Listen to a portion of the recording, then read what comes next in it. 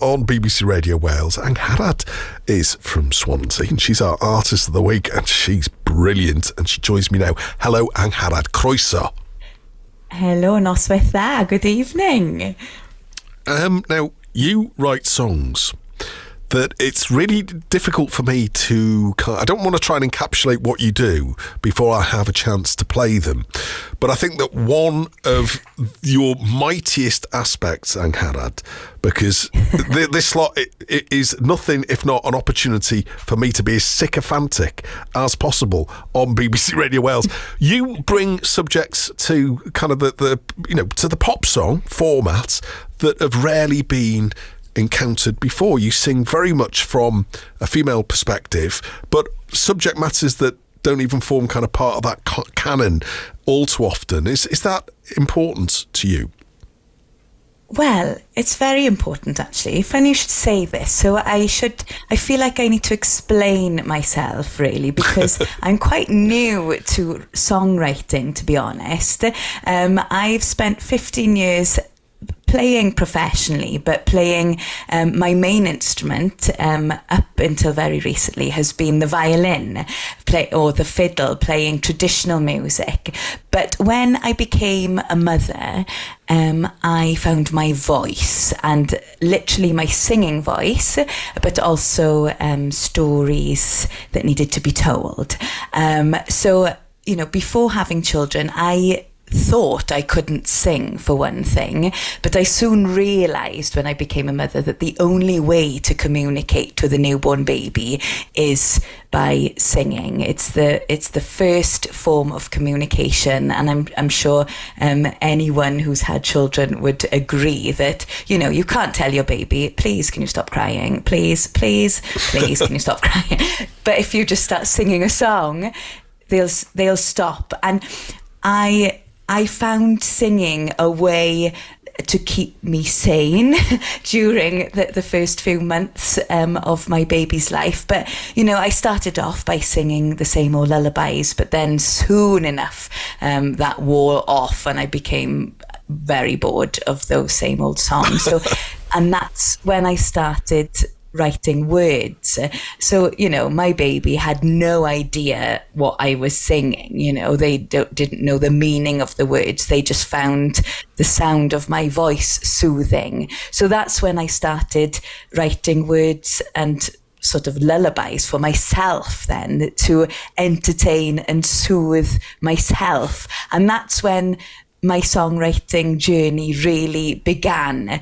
I've always enjoyed listening to songs and pop and rock music, but it was never something I did before because I didn't really know what I could write about. My father was a writer, and I used to ask him when I was young, "Oh, Dad, could you help me write a song?" And he used to ask me, "Well, what do you want to write about?" And I just didn't have anything I felt strongly enough that needed to be written, or my experiences as a teenager and a girl in my 20s, things had been written, there's countless love songs and partying songs, and, there was nothing unique I had to tell. But then when I had children, I realised, hang on, my story here as a mother, which is not unique in any way, I haven't got anything like untowardly unusual about my journey into motherhood, but you just do not hear this on the radio. It's like our story is like it's as if like once you reach this stage in your life, we kind of sort of disappear and no one knows what happens. We just sort of that's it now. No one wants to hear this story. So I just started writing, and like once I started in January 2021. That's when I wrote my first song, and someone, a friend and a songwriter friend of mine, Maz O'Connor, described songwriting like opening a rusty tap. It's quite hard to prise it open to begin with, but once it's open, the songs will keep flowing. Sorry to Yes. interject that, but because it's interesting that I played Swansea Sound coming into you, because Rob, who writes the songs for Swansea Sound, has a very similar experience, minus the motherhood experience and the kind of postpartum experience songwriting. But he came to it very late, and again opened that rusty tap, and that's exactly what happened to him a little bit later in life. You've been involved in, you've toured, well, I'm imagining the world, but you've played your fiddle, your violin, all over the United Kingdom, all over Europe, as part of Callan. You're so highly regarded as a folk musician, and you'd never realised that you could sing before now. No. Well, I had a very Astonishing. negative. Yeah. I mean, I think in the last few years that I was playing with Callan pre-pandemic, I did start doing some backing vocals, but they were. I thought my range was limited to about 5 notes, and it was all very low. But it's because, I did go through like the grades, I was taught classically. And I remember in your oral test, an examiner will play a little piece and you have to sing it back. And I used to get very anxious at that point in the exam. So painful. Or the one where they turn around and they play you 2 notes and you have to sing the lower note. Which is so, I mean, I can do it now. I don't do those exams anymore. I can do it now. But at the time, I'd feel so anxious, as you're saying. I'd just guess and generally get it wrong, Yeah, it's hot. Yeah, you're just on the spot, and they'd play a little pattern, maybe like a bar or 2. And I remember one particular examiner told me, "Well, that was a train crash, wasn't it?" He told me that. So as a very sort of impressionable teenager, I took that on board, and I just believed then that I couldn't sing, but I loved music, so I continued playing, and I was involved with like the school choir, but I would end up accompanying the choir on my violin. I didn't sing in the choir. But then, I've realised that actually everybody can sing, and your voice is just like any other instrument. The more you use it, the more you practice it, the better it gets. And that's exactly, I sing every single day now, just to entertain and soothe my children, because it's the only, every single activity we do has a theme tune, the nappy changing theme tune, the leaving the house theme tune, but it's all stemmed from that, just to keep me sane, just to keep them entertained. And the more. Yeah. And isn't that a wonderful reason to be writing? I've never heard that as the impetus behind original songwriting. So, I mean, that itself is fascinating. We're going to play, you're going to be our guest all week, so tomorrow night and on Wednesday night. Tomorrow night you're going to pick a playlist of 4 songs that have been inspirational to you. Perhaps there will be ones that you've sung while changing the nappy.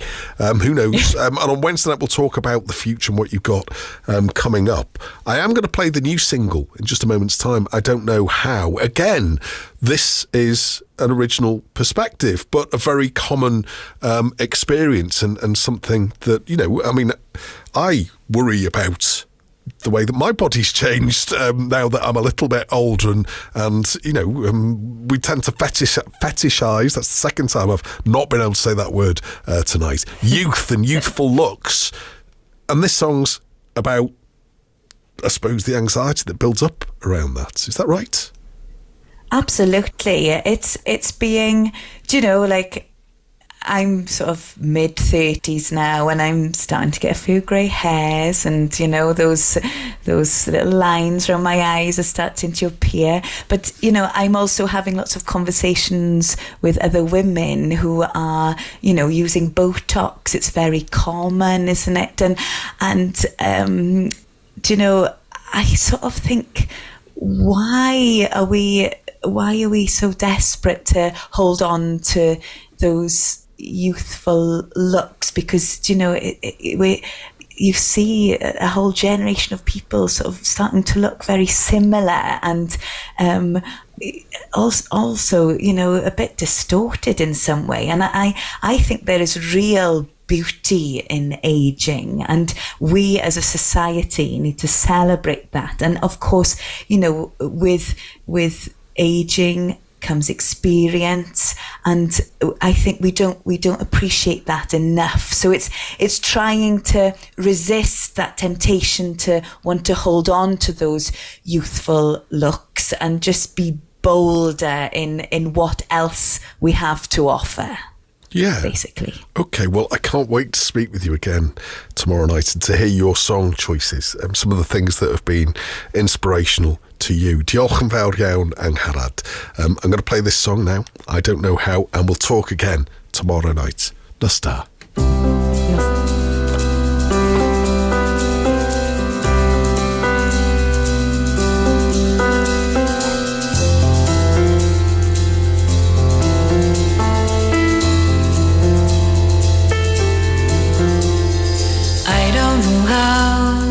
How did we get here? Where did time go? No one can tell us, we don't know. We don't know. Look at us now, wrinkles and grey hairs. Don't you feel old? Don't you feel cranky in your bones? In your bones. As I look in the mirror and study all the contours of my aging face, every line tells a story, every cell's been on a journey, and I don't seem to really mind it.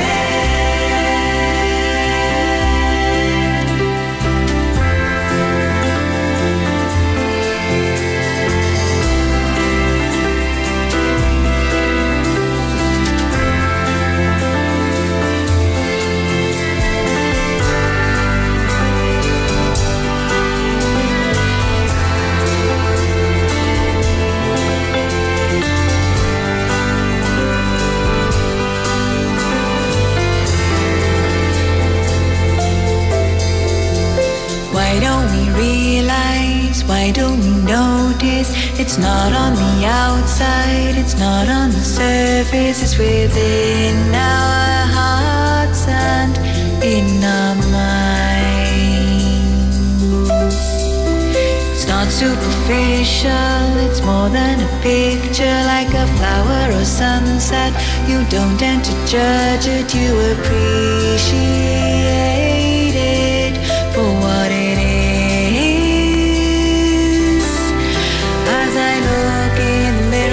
Study all the contours of my aging face.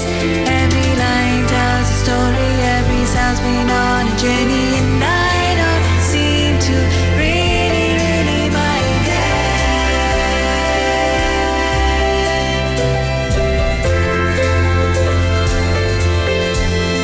Mind it.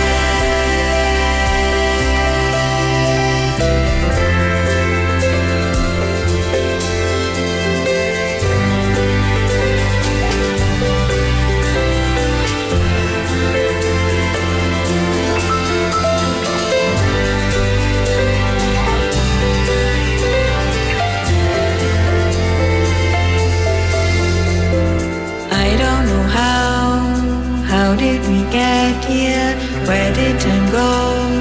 No one can tell us.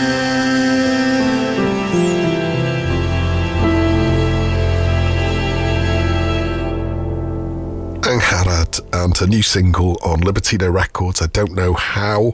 I don't know how she can sing that well, given the fact that she only started singing a couple of years ago. Just, I suppose, a real truth in her voice. It's just wonderful, and I love the lyrics to that song. I suppose that when I'm listening to music, I want to hear different stories, different perspectives, and it's so strange, really, given where we are with humanity, that this is some of the first times that these particular perspectives and stories are being told in the medium of song. It's an odd world that we live in. Anyway, ANGHARAD will be our Artist of the Week throughout the week. That song is also on the Radio Wales A-list this week, which I've just noticed for my sins. So let's pretend I haven't just noticed that, and I mentioned it all the way through the programme.